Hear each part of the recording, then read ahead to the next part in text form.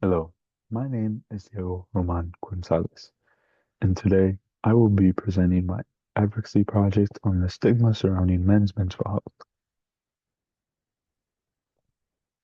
My contemporary problem were the following: how men were less likely to seek mental health help, how 75% of the global suicide deaths were male, and how norms of masculinity lead to silence and isolation.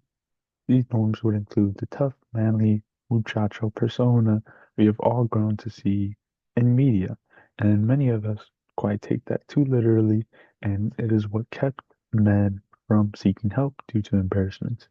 Another fact would, or another phrase would just be how boys don't cry and to toughen up, something we've all heard in our lives. Some recommended solutions for the short term, 1 to 3 years, would just be peer support groups, workplace programs, and subsidized teletherapy. Peer support groups and workplace programs would basically work the same, where they would both help reduce isolation, normalize help seeking, and promote a conversation between like-minded males to hopefully talk about what they're too embarrassed to talk about to others, such as therapists. And the subsidized teletherapy would be affordable, hopefully, and private access to, therapists and a comfortable environment where they don't have to be shy. Recommended solution for the long term, within the 3 to 10 years, would be social emotional learning in schools, where they teach students healthy coping skills and gender sensitive clinical training, as well as men's well-being clinics. Um, these would both create a safe, stigma-free spaces for men's sport. Obviously, everything comes with major obstacles and flaws.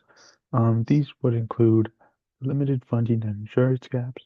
Institutions would be slow, skeptical, and honestly see it as a waste, so they might be slow to adapt.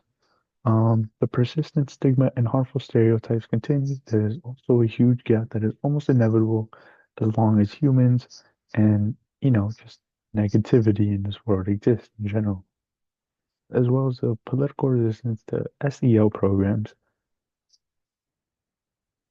I believe this part of my essay really captures my argument the best, explaining how the short-term fixes plus the long-term change would really create a sustainable impact or sustainable change, meaning real change. So if we were to act immediately on these short terms, as I brought up here, and long-term solutions, that would be the key to, creating a real change. In conclusion, the stigma surrounding men's mental health is cultural and systemic. We need short-term supports plus long-term reforms to make real change. And unfortunately, although barriers do exist, advocacy is the key. And changing the story of men's mental health and saving lives starts with us. Thank you.